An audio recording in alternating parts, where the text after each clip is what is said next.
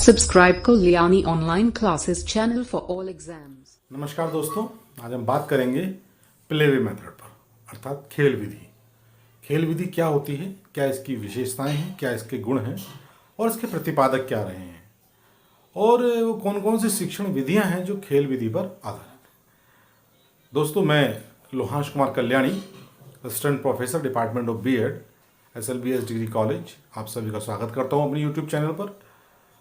मैं उम्मीद करता हूं कि खेल विधि संबंधित जितनी भी आपकी शंकाएं हैं वो इस वीडियो को देखने के बाद समाप्त हो जाएंगी और आप ये जान पाएंगे कि खेल विधि का जो है बालक के जीवन में क्या महत्व है। मतलब एक शिक्षण करते समय एक शिक्षक अगर इस विधि को अपनाता है तो किस प्रकार वो अपने शिक्षण को जो है रुचिपूर्ण बना सकता है। आइए बिना कोई देर के शुरू करते हैं अपना आज का वीडियो। ठीक है, जो खेल विधि है उसके जो प्रतिपादक हैं, जन्मदाता हैं, फ्रोवेल को माना जाता है। ऐसा माना जाता है कि फ्रोवेल ने ही इस विधि को इजाद किया था। परंतु अगर वर्तमान की बात करें तो हेनरी कोल्डवेल कुक जो है, इन्होंने ही जो है खेल विधि का सर्वाधिक प्रयोग भी किया और विकास भी किया। इनकी एक पुस्तक है प्लेवे, और इस पुस्तक में इन्होंने बताया है कि खेल विधि का जो है अंग्रेजी शिक्षण में क्या योगदान है और किस प्रकार इस विधि को हम अंग्रेजी शिक्षण के दौरान यूज़ कर सकते हैं। केवल अंग्रेजी ही नहीं, अंग्रेजी के अलावा भी बहुत सारे सब्जेक्ट ऐसे हैं जिसमें हम जो है खेल विधि का यूज़ कर सकते हैं।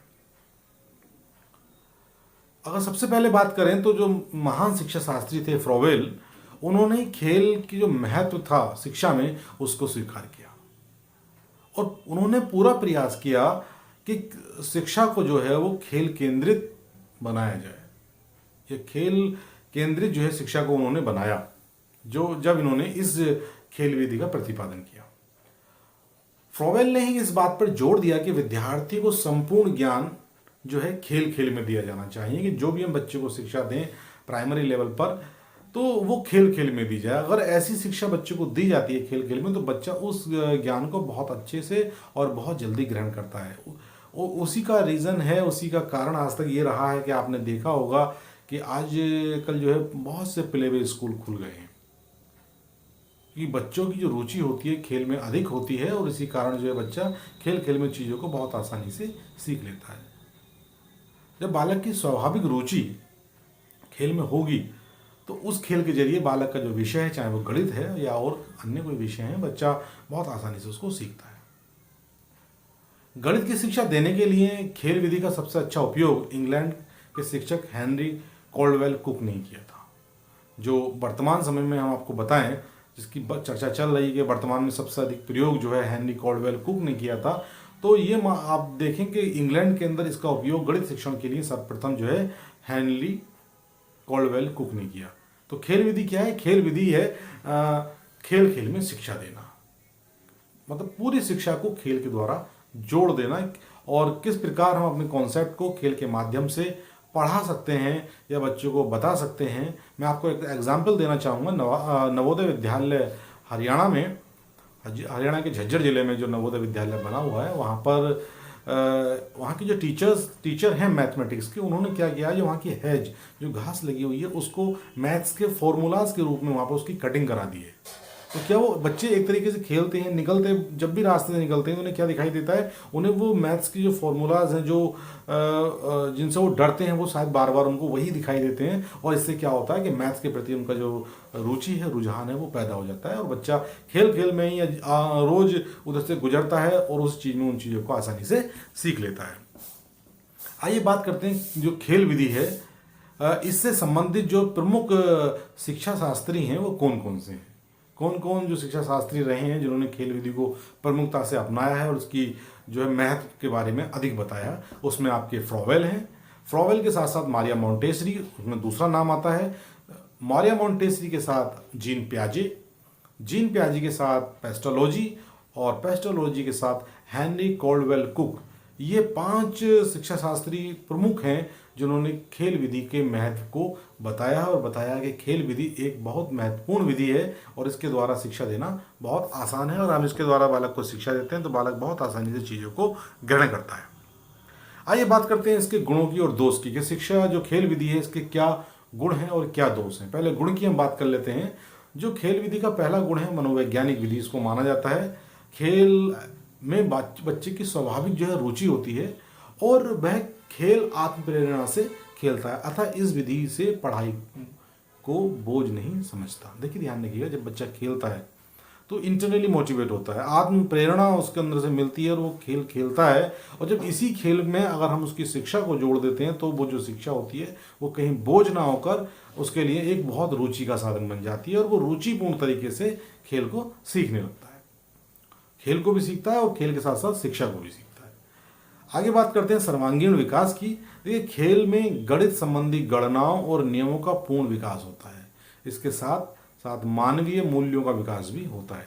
देखिए बालक का होल राउंड डेवलपमेंट होता है खेल विधि से।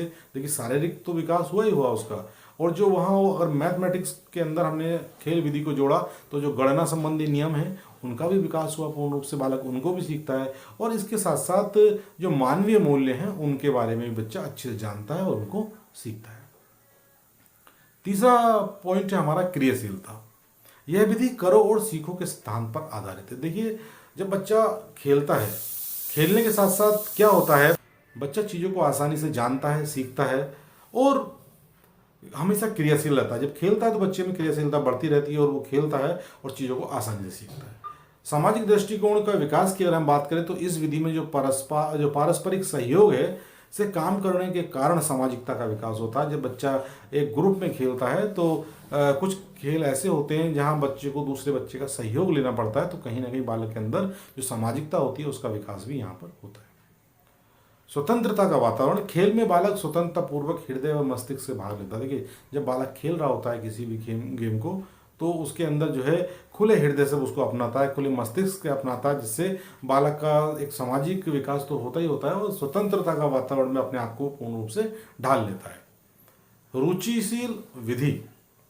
देखिए यह जो विधि है गणित की नीरसता को समाप्त कर देती है। गणित पढ़ते समय आपने देखा होगा कि जब हमारी गणित में रुचि ना हो या टीचर ऐसा ना हो जो हमें बहुत अच्छे से उस विषय को पढ़ा पाए तो हमारी जो रुचि है उस सब्जेक्ट के प्रति कहीं ना कहीं कम हो जाती है। लेकिन अगर खेल विधि को हम उस गणित सब्जेक्ट के साथ अगर जोड़ दें तो कहीं ना कहीं वो विषय हमारे लिए बहुत रुचिकर बन जाता है। ये इसके गुण थे। इसके साथ साथ इस विधि के कुछ दोष भी हैं। पहला दोष है शारीरिक शिथिलता। देखिए दोस्तों बच्चा कभी कभी ये होता है ना, बच्चा बहुत ज़्यादा खेल लेता है तो उसमें थकान तो हो ही जाती है, तो शारीरिक रूप से शिथिल हो जाता है और खेलने के बाद बच्चा उस चीज़ को जो है उतने अच्छे से नहीं सीख पाता जितना हमारी एक्सपेक्टेशंस उसके प्रति होती हैं। व्यवहार में कठिनाई। ज़रूरी नहीं है जो हम आउटकम चाहें वो बच्चे से हमें मिल ही जाए, या जो व्यवहार हम चाहते हैं उसके अंदर परिवर्तित करना वो व्यवहार परिवर्तित हो जाए। कभी कभी ऐसा होता है कि व्यवहार में बच्चे के वो अमुक परिवर्तन नहीं होते जो हम चाहते हैं।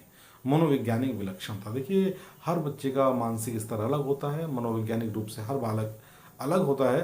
तो कुछ बच्चे ऐसे होते हैं जिन्हें खेल की में कोई रुचि नहीं होती लेकिन पढ़ने में रुचि होती है ना। तो आपस में ऐसे बच्चों का साथ सामंजस्य बैठाना एक व्यक्ति के लिए या एक शिक्षक के लिए बहुत कठिन कार्य हो जाता है। इसके साथ साथ आइए हम बात करते हैं खेल विधि पर आधारित शिक्षण विधियों की। वो कौन कौन सी शिक्षण विधियां हैं जो इस पर आधारित हैं। पहली शिक्षण विधि है मॉन्टेसरी। इसके प्रतिपादक रही है मारिया मॉन्टेसरी। जो मॉन्टेसरी विधि है इसको भी हम आगे चर्चा करेंगे कि मॉन्टेसरी विधि है क्या। ये खेल पर ही आधारित है। उसके साथ साथ किंडरगार्टन विधि जो फ्रोवेल की है ये भी खेल विधि पर आधारित है। प्रोजेक्ट विधि जो किलपैट्रिक महोदय की है वो भी जो है खेल विधि पर आधारित है। डाल्टन विधि जो मिस हेलन पार्कहर्स्ट की है वो भी खेल विधि पर आधारित है। उसके बाद बेसिक शिक्षा पद्धति जो है या बेसिक पद्धति कहेंगे जो महात्मा गांधी की है वो भी खेल विधि की आधारित खेल विधि पर ही आधारित है। क्योंकि महात्मा गांधी ने कहा था कि जो शिक्षा है उसको हस्तकला से जोड़ देना चाहिए। बच्चा अगर शिक्षा को हस्तकला से जोड़ देंगे तो बच्चा पढ़ाई के साथ साथ हस्त कार्यों में भी निपुण होगा और आगे आने वाले समय में जीविकोपार्जन का उसका वो चीज़ें बनेंगी। तो दोस्तों ये थी हमारी खेल विधि और मुझे उम्मीद है कि आपने खेल विधि के बारे में पूर्ण रूप से चर्चा की होगी, जाना होगा कि खेल विधि क्या होती है, क्या इसकी विशेषताएं, क्या गुण हैं। और हाँ, इसी के साथ साथ अगर आप मेरे चैनल पर नए हैं तो मेरे चैनल को सब्सक्राइब करना ना भूलें और मेरे वीडियो को अधिक से अधिक लाइक करें, अपने दोस्तों में शेयर करें।